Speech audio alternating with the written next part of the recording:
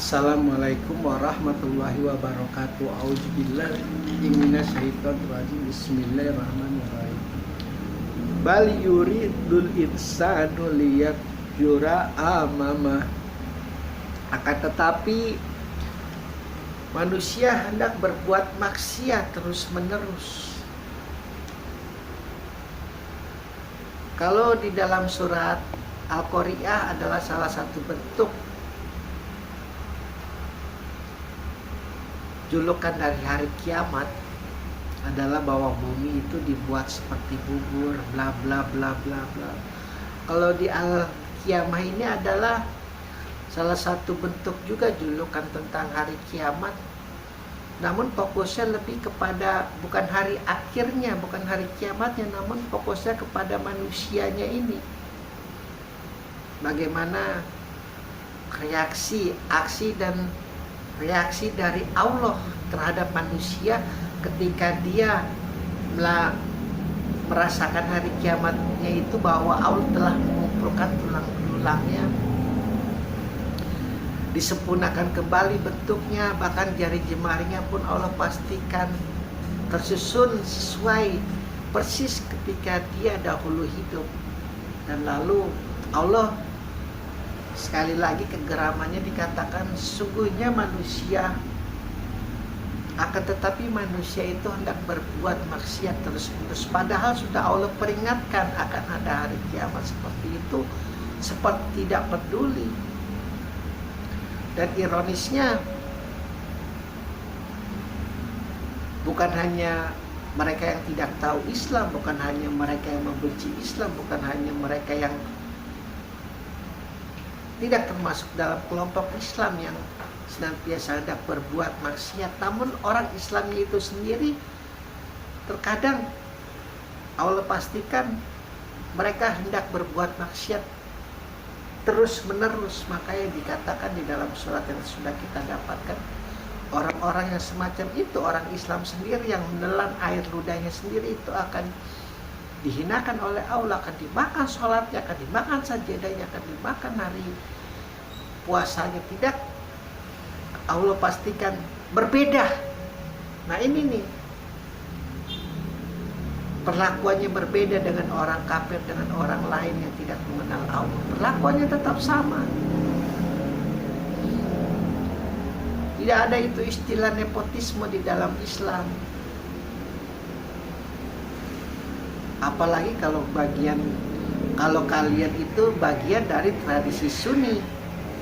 Bagaimana Sunni sudah memplot, kakeknya Nabi memplot, pamannya Nabi yang jelas-jelas melindungi Nabi, Abdul Muthalib, Abu Thalib. Bahkan kalau Khadijah itu bukan istri Nabi, pasti akan diplot sebagai penghuni neraka karena mantan Nasrani.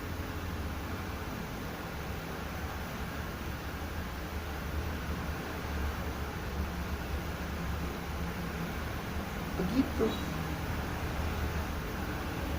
Karena kalian sudah memplot bahwa kakeknya, pamannya, bahkan siapapun yang dekat dengan Nabi sudah pasti masuk neraka karena dia kafir, maka harus kalian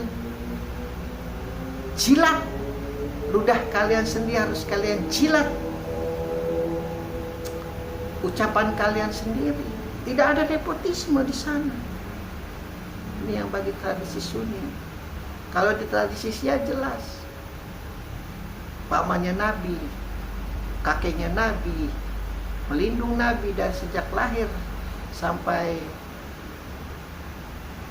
dari sejak Nabi lahir sampai pelindung itu meninggal, itu adalah Islam sejati.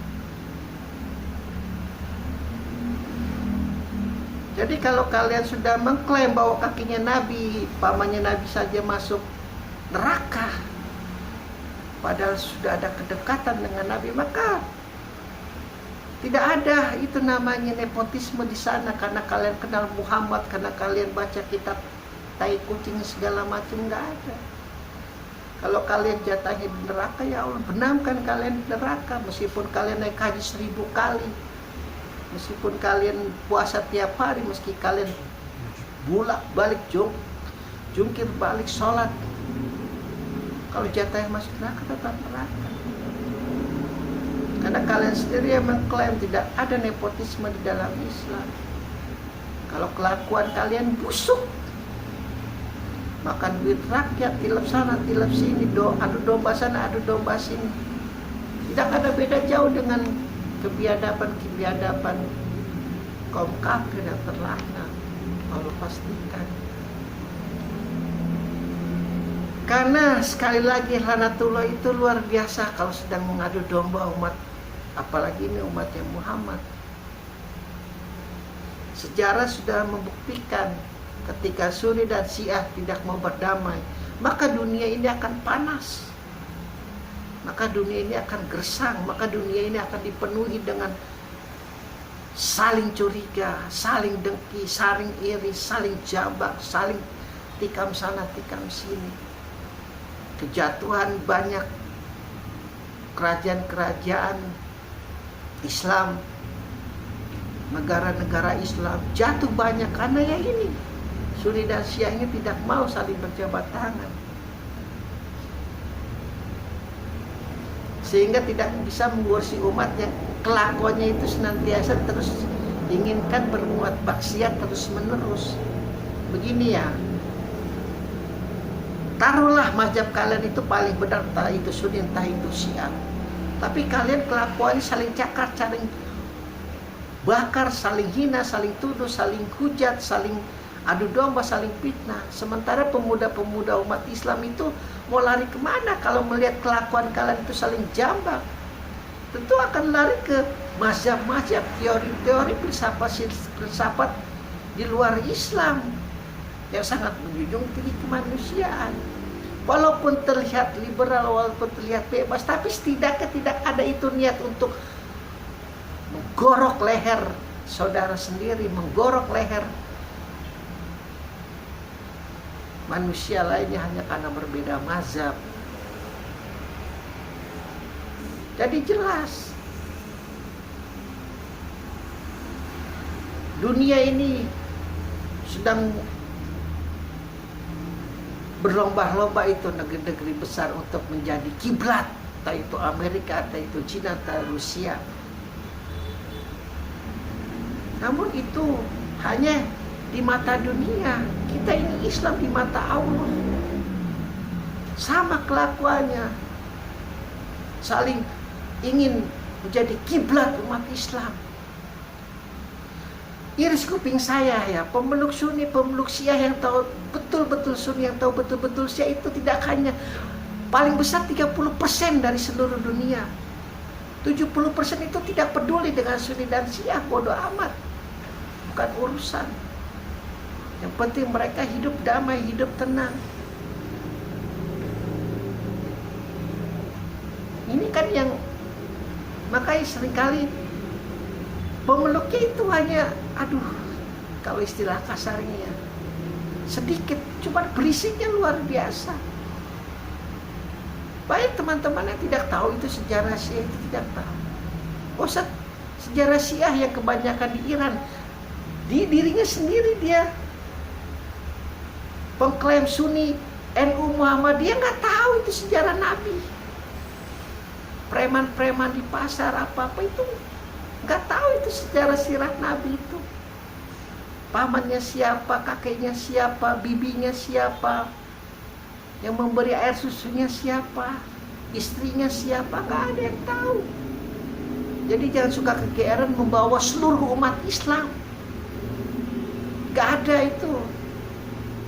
Saya Sunni, saya membawa suara Islam terbesar di dunia. Tai kucing kau, kerjanya kau juga membom terus, membombardir terus, mengkafirkan Syiah juga sama, 11-12 mengkafirkan Sunni. Jadi maksud itu tidak hanya sebatas kalian kumpul kebo, berzina. Ini juga dalam bentuk maksiat kepada Allah, merasa diri paling benar, merasa diri paling hak, merasa diri paling layak untuk dihormati mazhabnya, segani mazhabnya, tai kucing lain semua.